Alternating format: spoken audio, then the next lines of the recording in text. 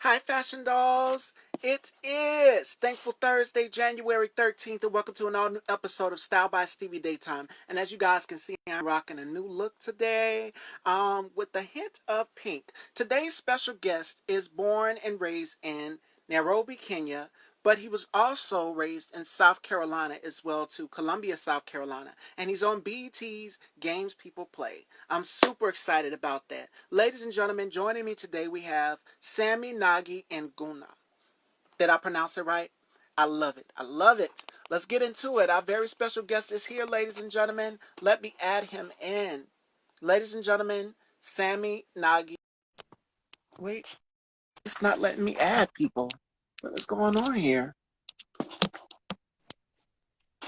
There we go. Okay. There we are. Welcome, welcome. How are you? How you doing? How you doing? You almost pronounced my name right. Okay. Let everyone know the pronunciation. Okay. Yeah, my name is Sammy Nagi Njguna. Njguna. Njguna. Yeah. Njguna. Yes. All right, so before we get started with this interview, tell everyone the meaning of your name because it's absolutely beautiful. Okay. Yes. Thank you. So my family's from Kenya, from East Africa, and they're from a tribe called Kikuyu. And my name Nagi means it's actually derived from a Kikuyu warrior name that called Tumaini. Wow. And it means he who brings hope. Okay. So that's beautiful. the name, the meaning of my name, he who brings hope. Isn't that beautiful? My mom did it. It sure is. And we'll talk about your upbringing and so many things. All right, everyone, I need to know, can everybody see me clear? Because yesterday when I did my other interview with Mike, it was very pixelated. I went back and I looked at the footage. Can everybody see me clear? I need to know that. Because it was very pixelated yesterday. Before we get into this interview. I can see you clear as day. Perfect. Perfect. All right.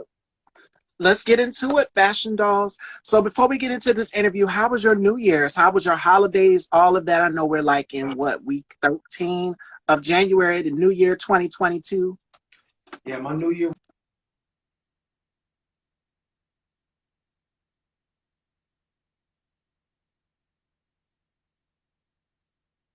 My fault. I just kind of laid low, you know. I've been healing from a little accident that happened, so I had to, you know, I was just laying low. Spent a lot of time with family. Yeah. Okay.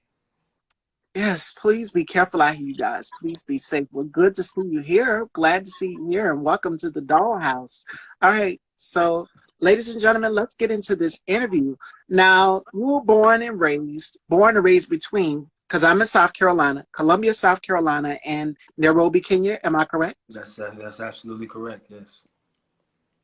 Okay, so tell us a little bit about your upbringing. How many brothers? How many sisters? Yeah.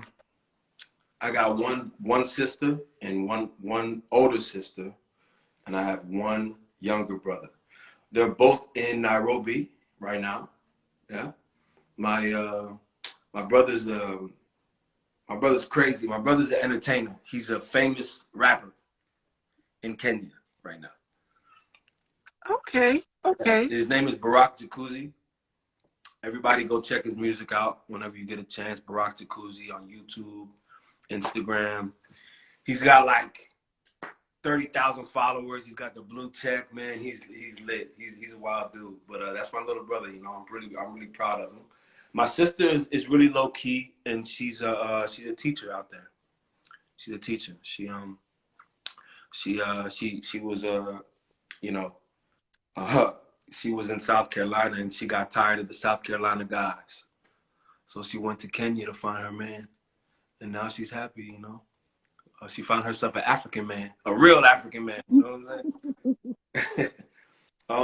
I know how that means. Yeah, so I growing up was interesting because my dad came to South Carolina for Bible college, actually.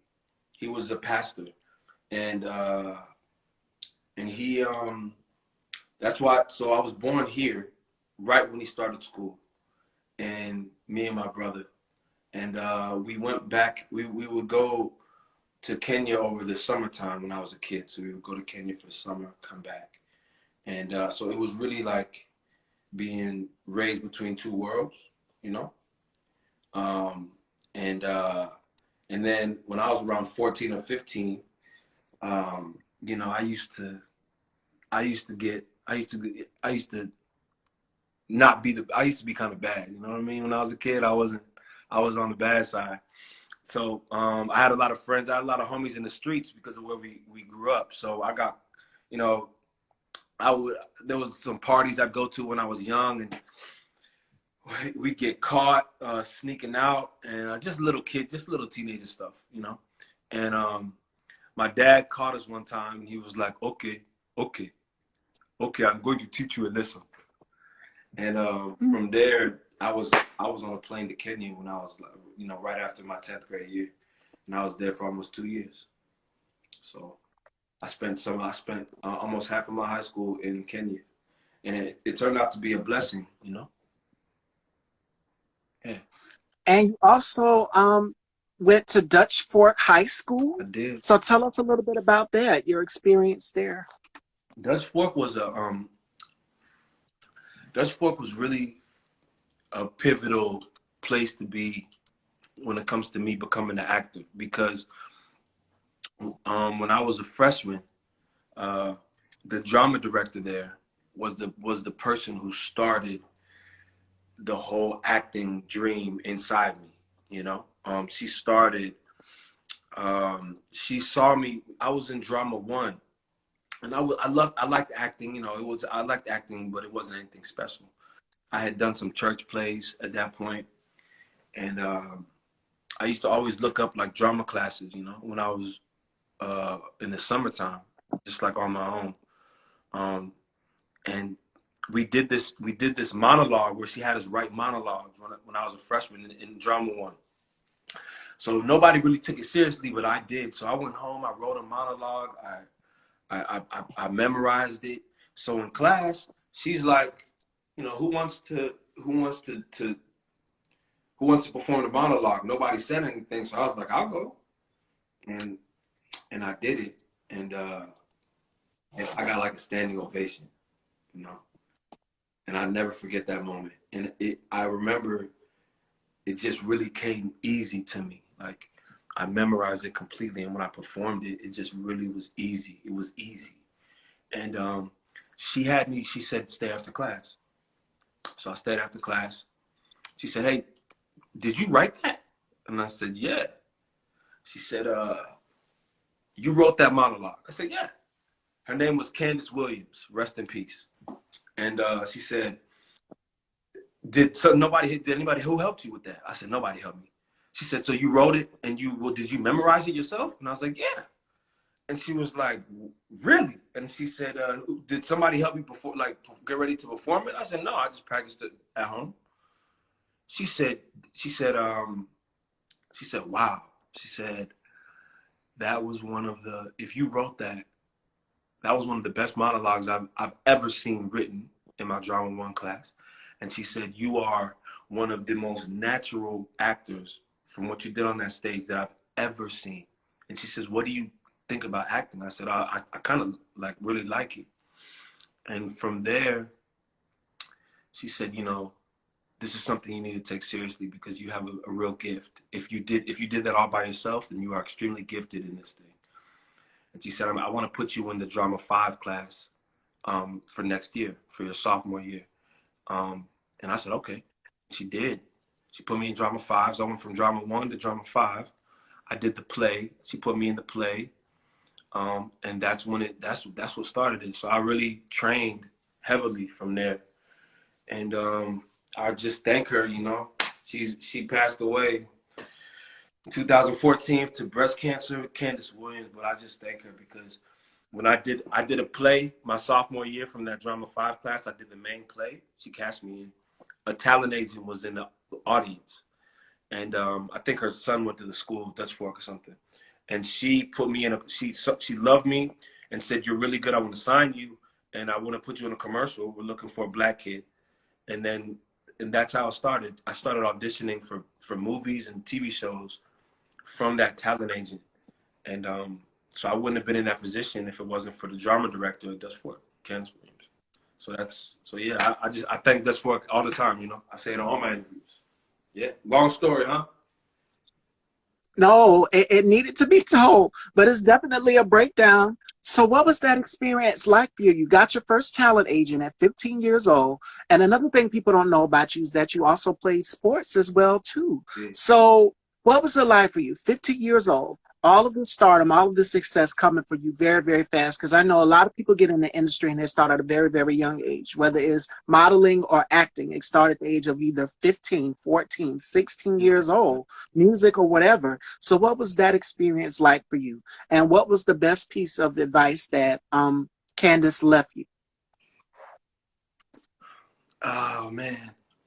So I would have to my football coaches would give me a hard time because when I was doing the plays, I was also on varsity. I was on football. I'm on a football team, and I've been playing football since I was a little kid.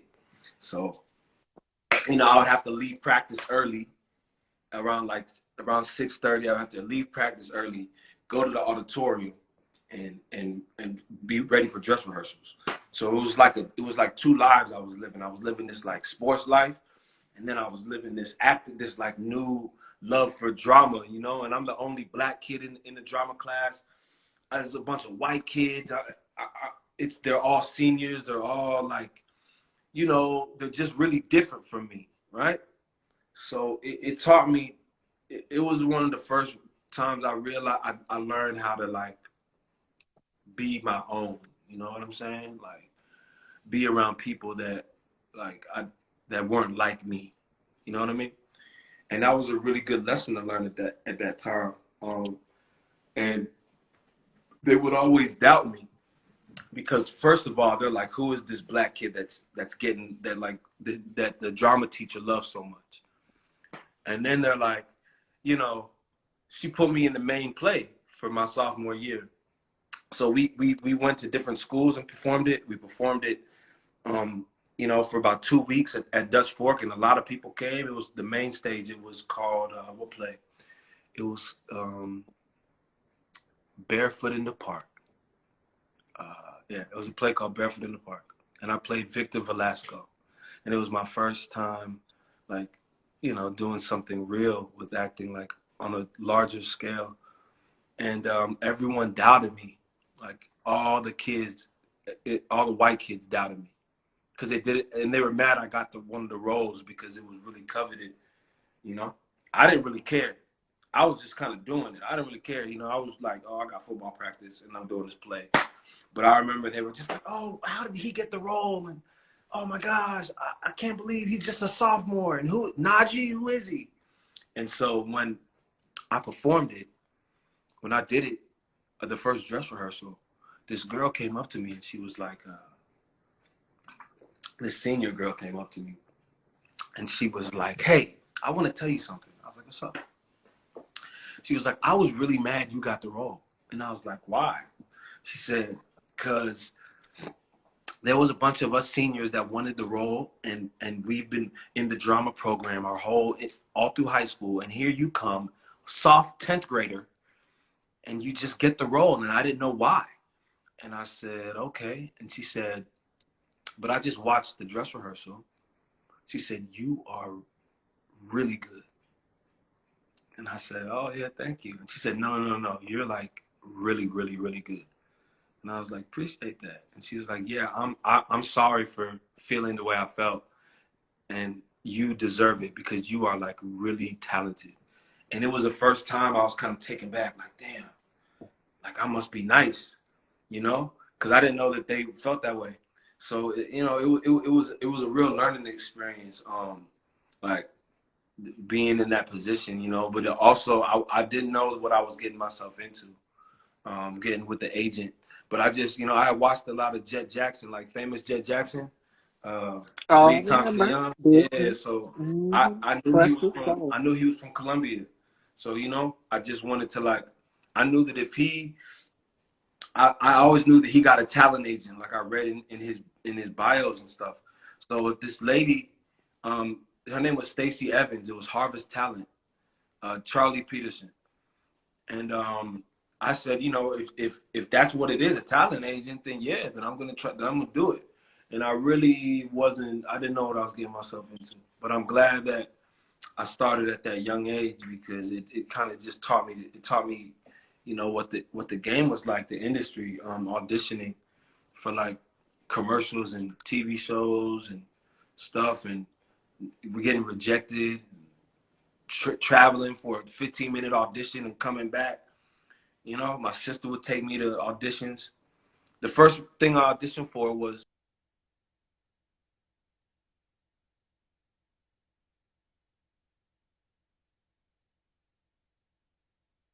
Uh-oh. The sound went out.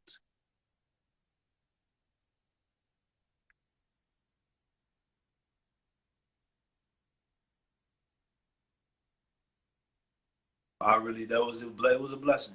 It was a blessing. Okay. Yeah, your sound went out for a sec, but you're back Oh, now. I'm back. I So, was just saying it was a yes. whole blessing. Like starting that early turned out to be a blessing because it just kind of prepared me for what was to come in the future.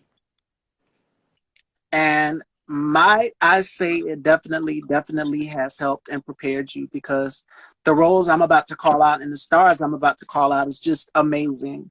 Um, Working alongside Ryan Merriman, Aiden Quinn, Andy McDowell, who, in my opinion, I'm a fashion girl. She's one of the most stylish women. You worked in 2020s, which is a Civil War drama called Emperor. Right. What was that experience like for you? Which one, the fifth quarter or Emperor? Emperor. Emperor was man, that was like you know, sometimes in life when you gotta pay your dues, when it's not glamorous, Absolutely. that was one of those. But it was fulfilling, you know. When I was in LA, I met Dio Okenyi, and Dio is the star of Emperor, right? He was in Shades of Blue. He played Thresh in Hunger Games. He's from Nigeria. He's from Nigeria, yeah. And so we always connected because we were like, you know, kids of African people, kids. You know, we were Africans young African guys trying to make a name. You know, in Hollywood, we both had African names. We were the same age, so we met in 2014. Stayed in touch. So I see that he's doing this movie in Savannah called the Civil War movie. I read it. So I hit him up. I'm like, yo, Dio, you in Savannah? I said, you know, that's only a few hours away from where I'm at in Columbia. And I was in a place at the time where I wasn't booking anything. I hadn't been on set in a while, in about a year. And so I just needed to like get back on set, you know? So he was like, yeah. I said, yo, if there's any way you can squeeze me in, put me in anything, even if it's just a featured extra, um, you know, let me know. And he was like, all right, cool. And so like a month later, he calls me at like 2 in the morning. He's like, yo, I got you there's only two black featured extras as John Brown. The story is about um, a free slave who goes up north. It's about a slave who escapes, goes up north, and then comes back down to help fight the Civil War, right? And he links up with John Brown, who was uh, a he was an abolitionist, yeah. And so he got me in as one of John Brown's raiders, which is about 10 men who follow John Brown and fight the main fight. And it's featured extras. You know, they might be able to squeeze a line or two in. But he was like, there's only two spots for black guys, and I got you one of them. He said, but there's no hotel, and it's 11 days on set at 6 a.m. and 6 a.m. call times. No hotel. I couldn't. And I was like, he was like, you win or not? And I said, man, you know what? I'm in. And I went down to Savannah, and I shit you not, I probably slept in my car like half the nights. A couple nights in this hotel, a couple nights in another actor's hotel, just crashing. But I remember sleeping in my car. I remember getting off set at like 7 p.m. We'd have to be back at 6 a.m. And I'd get something to eat, chill, and I fall asleep in the car, you know, and then I'd be back on set at 6 a.m. And I had done that before in LA, but this was like 2019. So I'd been on sets before, you know, like in the fifth quarter, I was in a hotel, I was in a Marriott for almost a month, filming with Ryan Merriman and those guys. And I had, 12th floor Marriott, plush. And that was in 2011. So, or 2009, really, when we filmed that. So here it is, 2019. I'm sleeping in the back of the Motel 6 in Savannah, Georgia, in my car.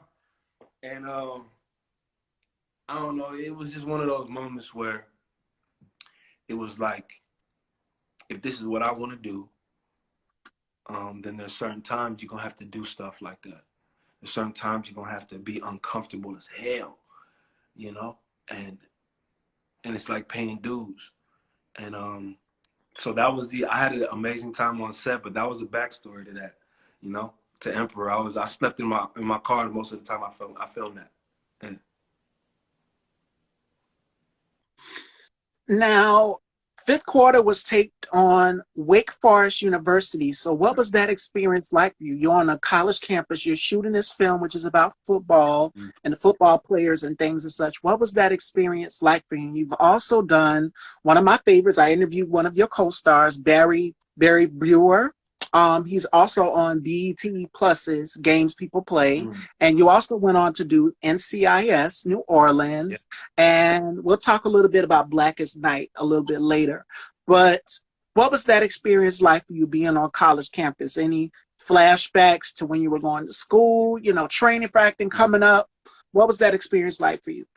Man, it was just a full circle moment, I was young. I was like 21 when I got it. I was going to school at Francis Marion University in Florence. You know Francis Marion? Yes. Yeah, I was going to school there. And that's when I got the audition and the process. I ended up getting the role. And so it was dope to play a football player because I played a little college football right after high school in Chicago. At this D2 school, but it was too cold, I couldn't handle the cold. So I just went for a semester. I came back, and I was like, cool, I'm done with college football. I'd rather focus on acting. And so it was nice to be able to like live that dream, and Ryan taught me a lot. I'd seen this guy on the Disney Channel my whole life, so it was kind of trippy to like meet him in person, but he taught me a lot. And he basically broke down the game to me, the acting game, the mentality.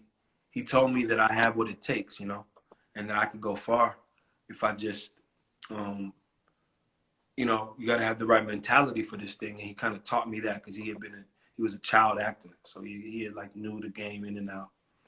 I'm actually currently with his manager right now. He hooked me up with his manager, David Cobb at Authentic Talent and Literary Management out of LA and New York. So shout out to Ryan for that. It's my guy. And that's just what happens when I believe that when you network and when you make real friendships, because we used to get off set and we would go drink beers or like we would just chill in his room and just kick it, just like chill, man. I'd be like, yo, he'd be like, what you about to do? I'm like, I don't know, chill. He was like, yo, you come to the room and chill. You know what I'm saying? I got a couple other friends over and we would just kick it. And that's how we started being friends. And when I went to LA, I stayed with him for a little bit. He showed me around Los Angeles. He took me to Venice Beach. That's a really good guy. And so now I'm with his manager. He got me with his manager, who's a major management. They represent Cynthia Arrivio. They represent who played Harriet. They represent Simu Lee. I can't remember how to say his name. What's up, Tony? Tony says, what's good? They represent Simu Lee, who played he played the Asian Marvel movie Shang-Chi. He's the lead character for that. So I'm with the management that represents a lot of major actors. So I'm very excited because this just happened about 6 months ago.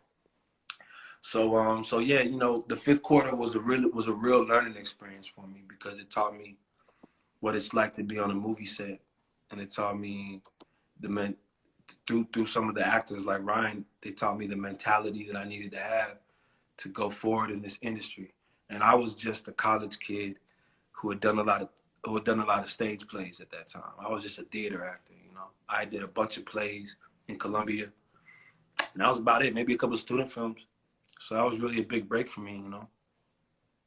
Yeah. To get your feet out here in the door. Yeah. And now you're on shows like BET Pluses, Games People Play, and NCIS. So what was it like getting the call to be casted on this very, very hot show on BET Plus, Games People Play? Because if I'm not mistaken, I think it's Lisa Ray that's on the show and so many others that have made an appearance on this show. So what was it like getting the call back for this role? Games People Play? Mm-hmm. And Games People Play, man, was a trip. The audition was like 15 seconds. You know? It was a one-liner audition. You know what I mean? So it's like you never know what's gonna come from anything. So I didn't really know I was gonna get it. They called me about a month after I did the audition, and George Pierre, who's a major casting director out of Atlanta, he's the one who gave me the look. You know, he finally I've been auditioning for him for years, probably about 30 times, maybe 20 to 30 times. So isn't that a trip? You audition for somebody 20 to 30 times, and finally, you know, it takes a while. People don't understand how many times you have to beat on the doors in professional acting world, and until you get a role. That was amazing to be on the set, though. You know, to be on BET was like a dream. Be on the set. Jackie Long, he really, I'll chill with him all day. Hitman Holla. Yeah, those guys were really good to me. And Jackie gave me some great advice. You know, he gave me great advice. You know what I mean? Because I've been watching him my whole life too, right? ATL. You know, what's that joint with Kevin Hart? The Real Husbands of Hollywood. He was on. Oh, yeah. No, that funny show. So he you know, I really picked his brain about, and he's hilarious on set. He's like the life of the set, you know. And that really taught me, you know, that you can really be like kind of really as open as you want to be, as free as you want to be on set, and it opens up your acting because he was so free on set that his acting was just translated, and it was kind of mesmerizing to watch him work. You know, to watch him work was kind of like I was just taking notes. You know what I'm saying? And yeah, man. So Games People Play was really a blessing. Like I'm really glad that I was able to get to that level, to where I'm on BET, and you know I have more visibility. You know, and I just hope that more roles like that come. But once you break the BET, you know, once you break through that BET thing, then they tend to cast you more and stuff. So I'm just glad that I kind of popped that cherry, you know. And it's more to come. It is more to come. Like, okay, fast forward. Let's get to it. My birthday's in October, but it's not on the 1st. It's on Halloween, actually. October 1st, 2021. You landed a role as a vampire as Blackest Night. So tell us a little bit about that. And this film is available on Amazon Prime and Video Worldwide, so you guys will be able to go and check it out. So tell us a little bit about this. You play a Nigerian vampire, 10 days. So tell us a little bit about You it. did your research. Always You on did it. your research. Goodness, man, well done. man, yeah, this was like, you know, this was like that moment I've always been waiting for. This was like that moment I've always been waiting for, you know. I first got the audition January 2020, before the pandemic. My agent, you know, I got an audition for a Blumhouse Amazon movie. I auditioned for the character called LaFrec, which is a smaller African American character in the vampire in the movie. He's more on the evil side. He used to be a panther, and oh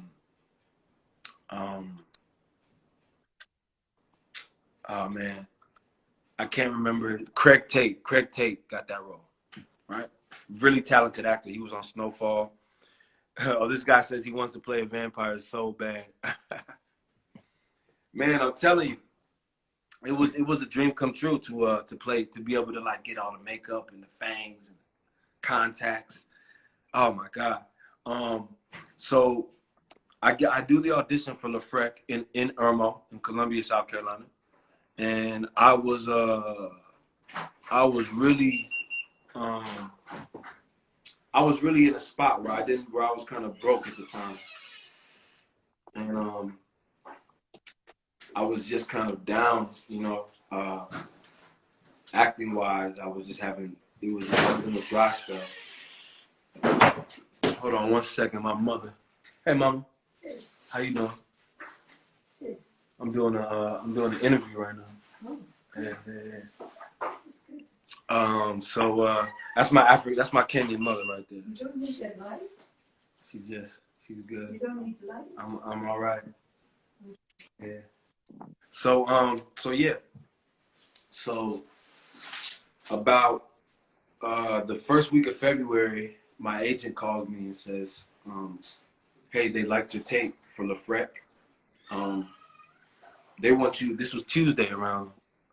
This is Tuesday around like 3:00. They said they get a phone call and they say, you know, they want you in New Orleans on Thursday to audition in person for the director and the producer. I was like, okay, cool. Next Thursday? Yeah, that's cool. And they're like, no, like in 2 days. I'm like, what? 2 days? And I'm like, no, I'm in Columbia, South Carolina. They're like, yeah. They're like, well, figure it out. So I was so down at the time, low on funds. I had to take a mega bus to New Orleans. My mom dropped me off at the mega bus station in Columbia.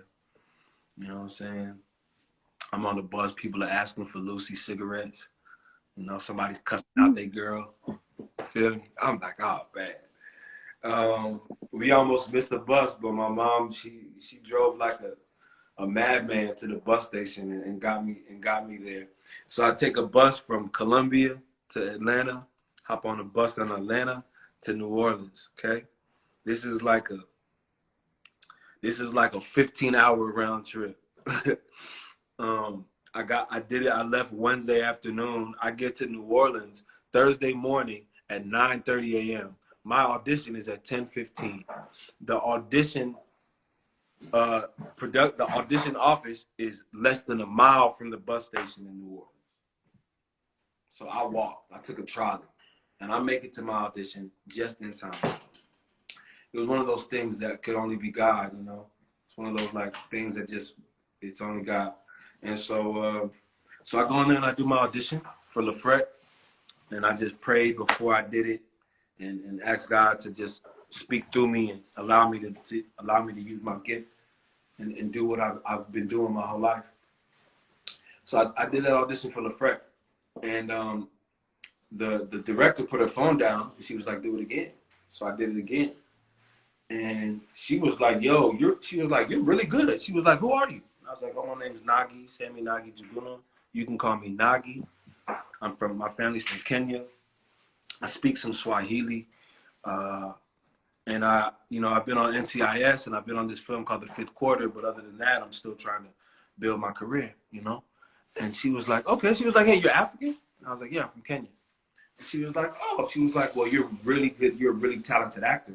And then the director and producer start talking to themselves. And I'm like wondering if I should leave or not. But as an actor, until they tell you to leave the audition room, stay your ass right there. Mm-hmm. You know? So she's like, hey, there's this Nigerian role. And I'm just, my brain lights up. And she's like, there's this Nigerian vampire who's a good guy that we need somebody who can do a Nigerian accent. Where we've been casting out of LA and New York because it's a major role in the film. But she's like, I want to see what you can. Do you mind auditioning for it? I was like, yeah, of course. She's like, I want to see what you can do. And they print me out 10 pages of she's like, it's a lot of dialogue, and at that point, I used all the training in my life came into play. So I did a code read, 10 pages. I told them, give me 20 minutes. They were like, go ahead. I came back in 20 minutes. I did my interpretation of the character, Tunde. I did a Nigerian accent like this. I talked like this the whole time. So I came back in the room talking like this. I'm from Nigeria. My name is Akintunde. So, I did it, and they were mesmerized, and I got the role. And so I went back to, I left and I went to IHOP, got me something to eat, and my agents told me that they were like, hey, you went in there, you auditioned for another role? I said, yeah, they asked me to audition for something else after I did the original. She said, well, you're the top choice for that other role. I said, really? And I went back to South Carolina about 2 weeks later. I got the role. The rest is history. And I went to the table read. I had to go back to New Orleans in the end of February 2020, about 3 weeks later. And I went to the table read where I got to meet all the other actors, and that's when I saw Keith David sitting across the table. And that's when my heart dropped, and I was like, oh man, I'm in the big leagues now. It's real. It's real in this manifestation. For this character, did you ever find yourself, once you leave sets, kind of still speaking in the character's accent or kind of still in character?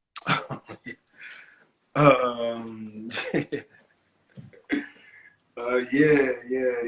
Sometimes I would I get in the SUVs that took us back and forth to set, and I would be like, okay, how are you doing? And they'd be like, oh, you from Africa? I'd be like, oh, nah, my bad, I'm sorry, that's my character, Or Tony said, code reads got you booked. That's a lost art. Absolutely. I trained for moments like that. When I was training in drama, code read was one of the things we trained about, and that's where you show up to the audition. You've never seen the script before. You show up to the audition and you get it there.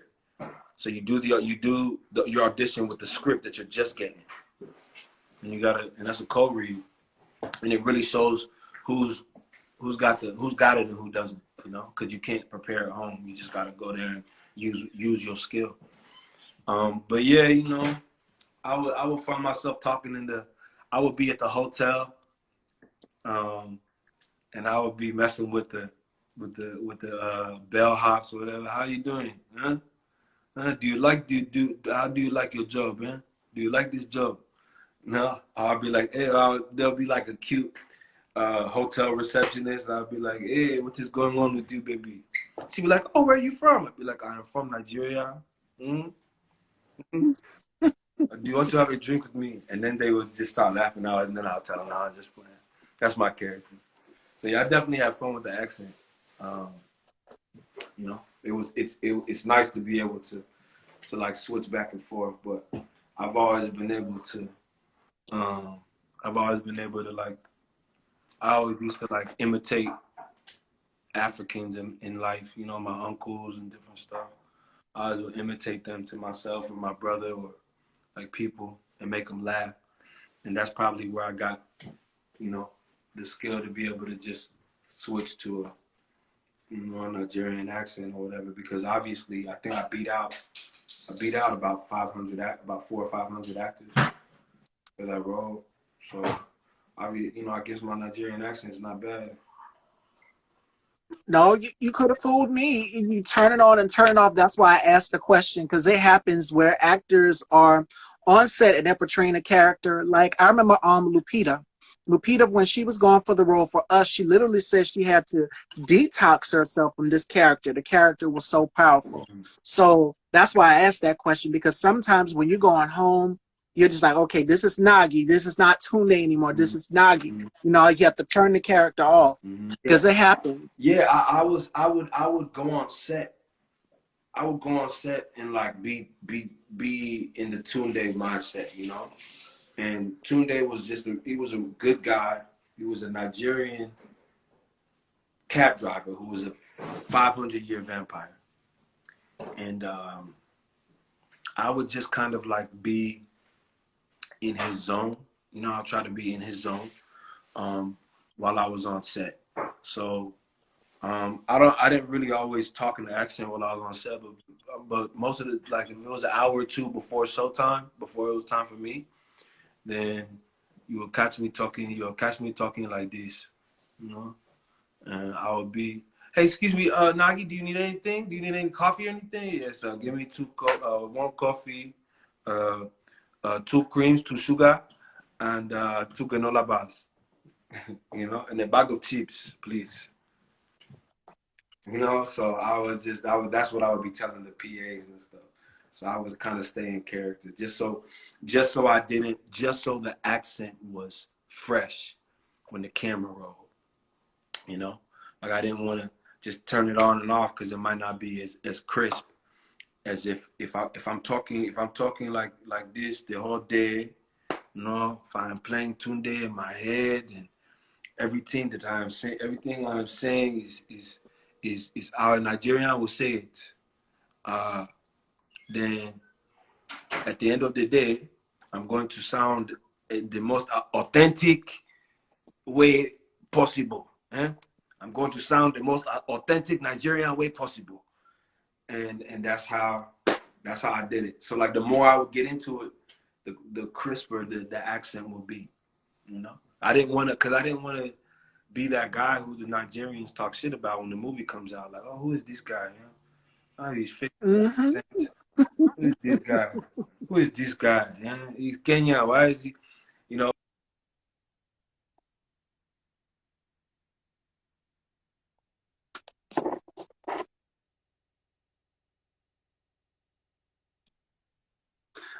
I shut down the character after every shoot. I'm reading the comments. Oh God, we lost sound, ladies and gentlemen.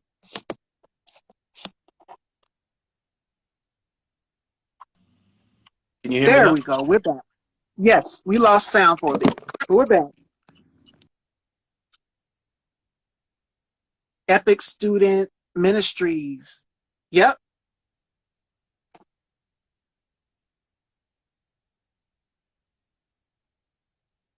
Uh-oh, we lost Nagi. Okay, ladies and gentlemen. Hopefully Nagi should be joining us back in a minute. We're gonna do the rapid five and turn the tables, and then we're gonna conclude this interview. It's so good. It's so amazing. It is 5 p.m. Okay, so I'm gonna add Nagi back. If he presses that request button, I'll add him back, and then we'll continue this interview. Tonight's look is from Fashion Nova, ladies and gentlemen, if you guys are wondering, and it is a maxi dress. It is absolutely beautiful, belted waist, everything. We back. All We right, back. We and we're back. back. My bad. My phone. Yes. My agent was calling me, but he said it's nothing important. So so yeah so yeah. I'm sorry about that. What's up, everybody? So the accent thing was lovely to do, and I hope that I can do more. You know, I'll tell you this. Um, I've auditioned for. Oh, and by the way, we shot that Black as Night during the pandemic. Wow. And they so we shot in March. The pandemic hit, the world shut down, and they sent everybody home. I still had about 2 weeks left of filming. They brought us back in August, and they had us. We had to. There was a bunch. There was a million protocols, right? Everything's different, right? And so they had us. We had to basically chill in the hotel for like 2 weeks before we started filming. Okay. So I'm sorry. real life. So yeah, so I got to kick it with Keith, David, and the rest of the cast. Just like we were just chilling in the hotel. We could go. There was Whole Foods next to the hotel. There was some bars. I mean, they gave us rental cars. We were in New Orleans, right? We're in New Orleans, so it's like Cajun food everywhere. I'm over here eating gumbo every day. We just got to chill before we filmed in August. So me and Keith David, like I remember one night in the hotel, I was doing laundry. I've been there for like a week and a half. I was doing laundry. I was like, man, I gotta do laundry. The hotel had laundry, and I'm in there washing my clothes, and here go all I hear around the corner is la di di, la di da, la di di, and I'm like, that sounds like Keith. He opens the door to the laundry room, and I'm just in there by myself. And he's like, oh, hey, Sammy, what's going on, Sammy? And it's Keith David, right? He's got that deep voice. And yeah, me and him sat there and did laundry for like an hour or two, you know, that night. And man, we just had the most, it was just such an amazing, like it was just real, it was just kind of like a pinch me moment, where you just kind of like, you sit there and I'm talking to him. And I remember thinking to myself, man, what the hell am I doing sitting here talking to Keith David? Why I'm doing laundry with Keith David? You know what I'm saying? Like, that's crazy. I've been watching him on TV my whole life. And he just gave me a lot of advice. He was telling me about crazy stories about him and Wesley Snipes back in the day. Like, yeah, me and Wesley used to do all types of, man, we used to hit town. Yeah, Wesley's a wild guy. Sammy, he's a wild guy. Smart. And he gave me a lot of advice on acting and life and just continuing your career. So it was a blessing, like to be able to do that was a blessing. And being that space and time was just a blessing. It was a real it was only God that gave me that role and allowed me to have those moments. And I thank God all the time for it. Okay. Okay. All right, Fashion Dolls, it is about that time. It's time to wrap up this interview. We are going to do 2 games before we go on. Then I'm going to let Nagi give us some encouraging words to people who want to get into this industry. We're going to do something called the Rapid Five. And Nagi has to tell me 5 things that he can't live without. The second game we're going to do is called Turn the Tables. And this is where my guests get to ask me questions, uncensored, unfiltered. So 5 things you can't live without. 5 things I can't live without. Yes. Ooh.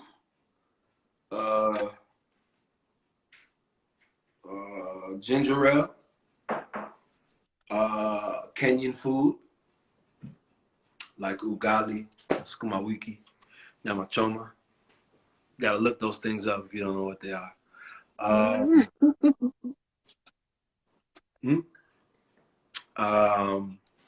God. Can't live without God. Money. I need that. And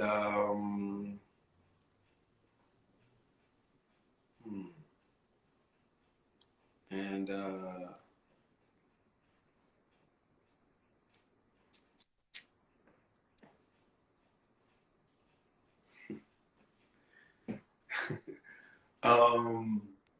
okay, yeah, and family. There you go. 5. All right. There you go. That's I'm fine. gonna keep it wholesome. I'm gonna keep it wholesome. You know what I'm I saying? know. I'm gonna keep it wholesome. There was a couple other things I could have said. I'm gonna keep it wholesome. All right, fashion dolls. It is time to turn those tables. And this is where my guests get to ask me questions, uncensored and unfiltered. So I'm going to pass it on down to Nagi, and Nagi's going to ask me some questions. All right? Ask you some questions. Okay. Let me go. Let me think. Um.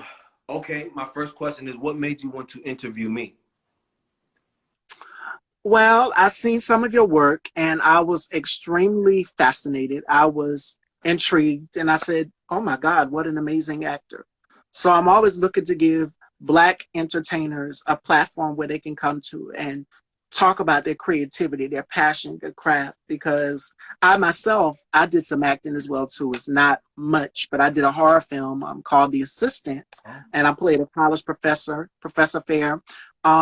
Shout outs to Alex Jonte Productions for that. It was my first time ever doing a table read and getting that experience of being on set with other castmates and members and things like that and such. It was an amazing experience for me. So um, that's why I invited you on my platform because I said, let's get to know this particular individual, this actor a little bit more and dive deeper because he's so talented. Mm-hmm. Thank you. That's dope. And congratulations on anything you're doing in acting too. It's not an easy thing to do, you know. As you know, I've been on so many sets, so it's something that you have to really you got to really prepare for and face a lot of rejection. How did you start interviewing, and who's the most famous person you've interviewed?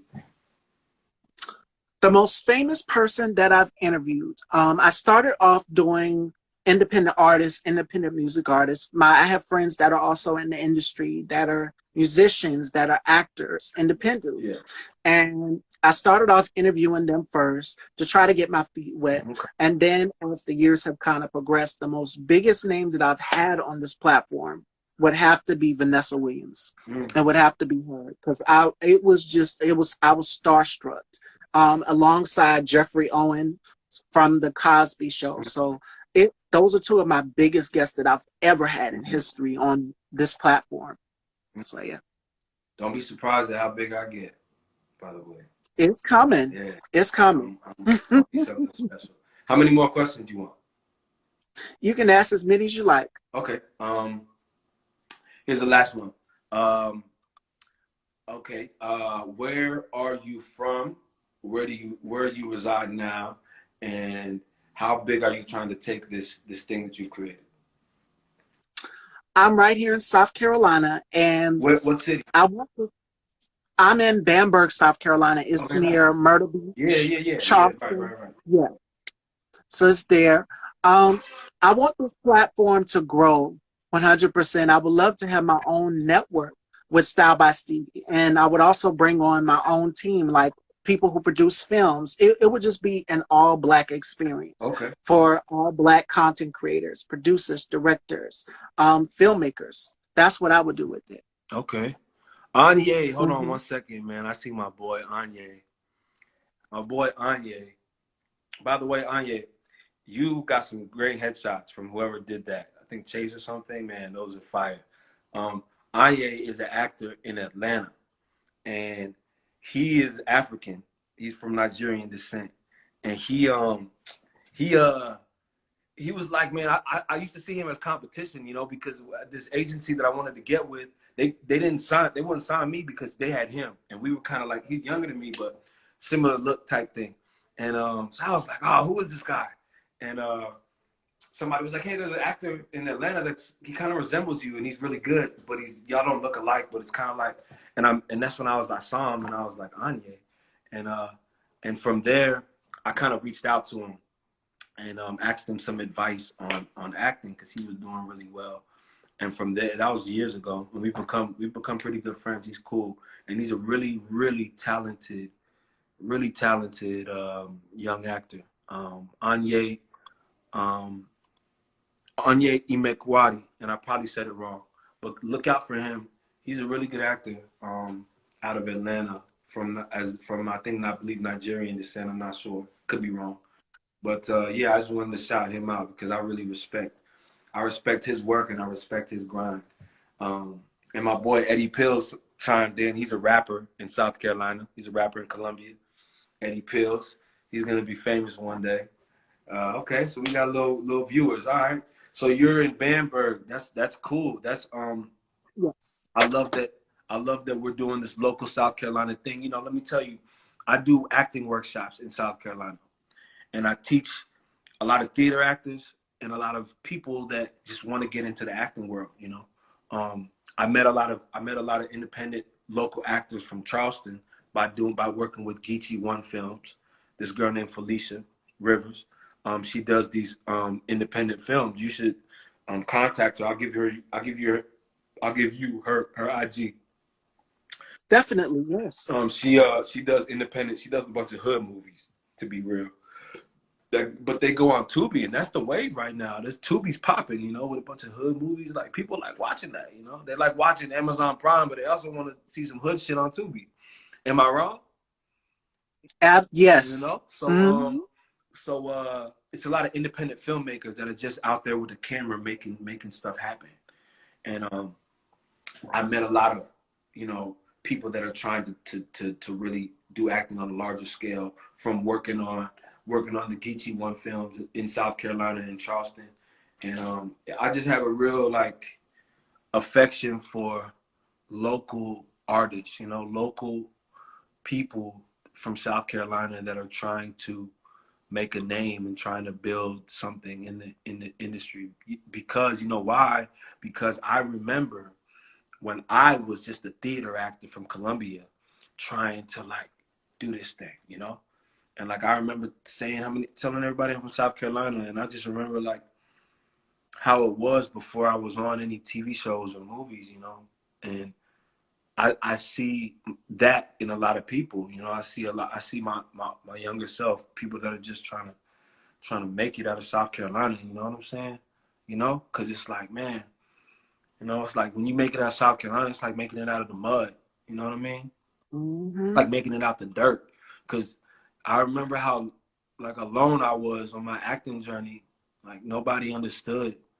I would be younger and I would tell my boys I'm about to do this or go to Atlanta for that.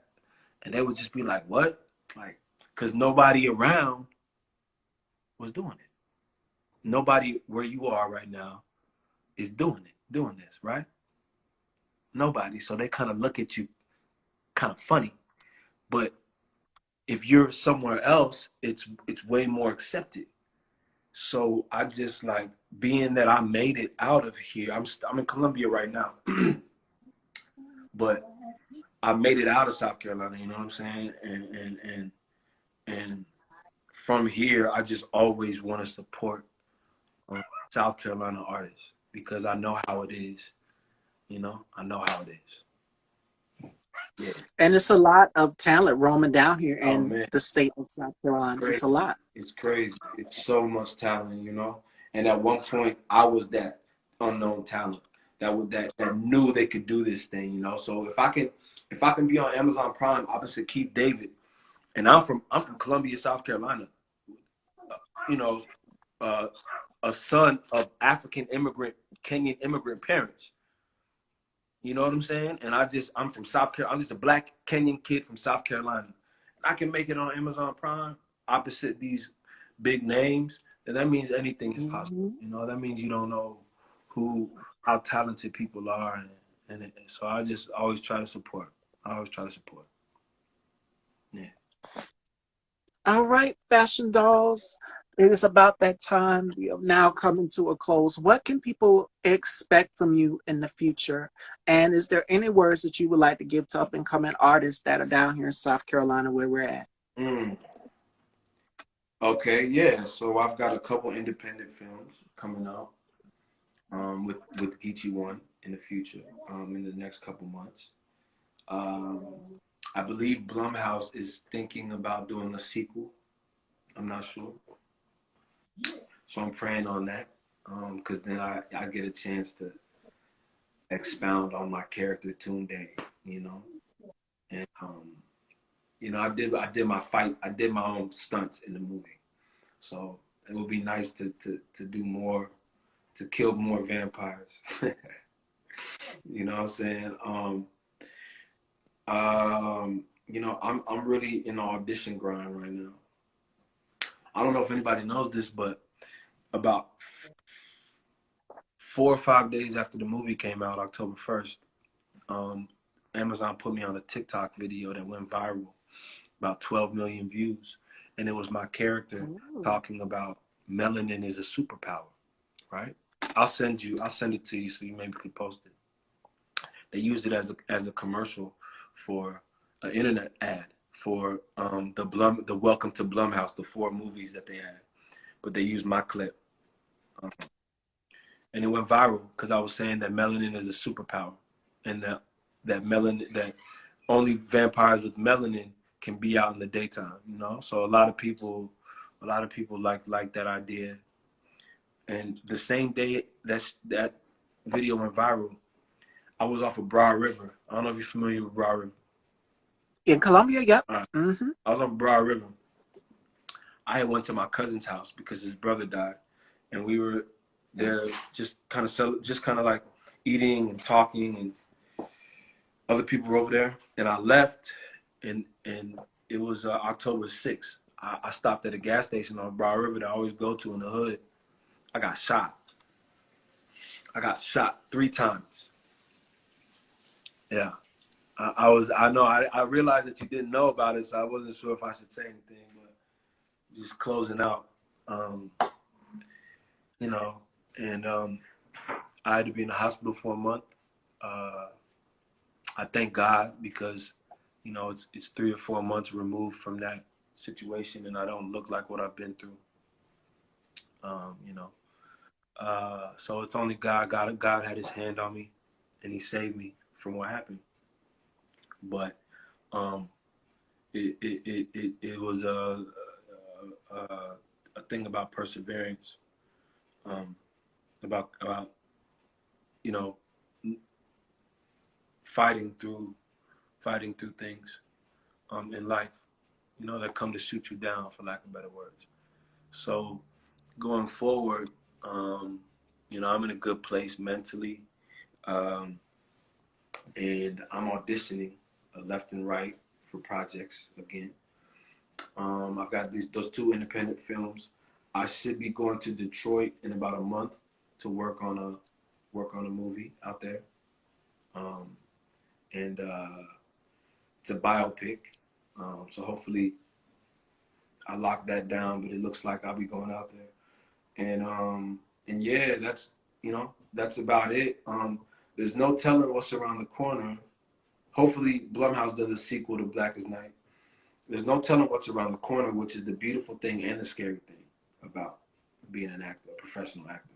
You know, it's always about what's next. Sometimes you don't know what's next, and you just have to audition and put yourself out there and continue to get back to the grind. That's what they call it, back to the grind. And a lot of times, family members or different people in your life want to know what you're doing next, right? Yes. It's kind of unknown, but it's not unknown because you know something's coming. You just don't know. You don't know when. So that's where I'm at right now. So I got a couple things coming out, and I'm back on my grind. And I'm very grateful to be healthy and in the space that I'm in. You know, so yeah, I'm just back on this actor grind. You know, you guys should look out for my face on on more things, and I'll tell people and artists and actors to do the work. You feel me? It's all about the work. I've auditioned hundreds of times for projects, gotten hundreds of no's. There was years where I didn't get nothing. Auditioned 100 times and get nothing. That takes a toll on you mentally. Are you willing to continue? Are you willing to get past that? Are you willing to keep going? You know, are you willing to continually study and learn all the time? You know, sometimes I stay up at night and I'll be practicing and looking, researching acting methods and different things just to get better, you know. So I would tell everybody to focus on the work. And if you focus on the work, then the success will come. Absolutely, 100%. Let everyone know where they can follow you. Yeah, you guys can follow me at Nagijacuzzi on Instagram. That's Nagijacuzzi. That's on IG. And on Facebook, I am Nagi Sammy Njguna, which is my name. So Nagi Sammy Njguna, Njuguna. You guys can follow me there. Anybody that wants to talk about acting or anything, or just reach out, my email is sammynagi@gmail.com. So you guys can find me there. Yeah, and I'm just excited about this year and excited about I've healed up from my incident pretty well. So I thank God because I wouldn't be in this situation without God. So I'm grateful to Him every day, and I try to get closer to Him, and I try to. Dio Okenyi told me a really good advice. He told me to put God first, and that's something that I try to do. I'm not the best at it. Well, I'm still working at it. I'll say that. I'm still working at this thing, but I'm really grateful because God saved me from a lot of things, and He's blessed my life, and He's enabled me to be able to do things in acting that is very difficult. So I just thank God, and I would suggest that everybody put God first in their lives, and put God first and focus on the work. And if you do those two things, I think the success is inevitable. Yeah. All right, fashion dolls, and that concludes our interview. Thank you so much, Nagi. It was such a pleasure having you here, and I definitely look forward to speaking with you again in the future. My pleasure. Thank you so much. Be blessed, and I appreciate this opportunity. You too, ladies and gentlemen, Nagi Sammy Njguna. Okay, Kwaheri. Bye.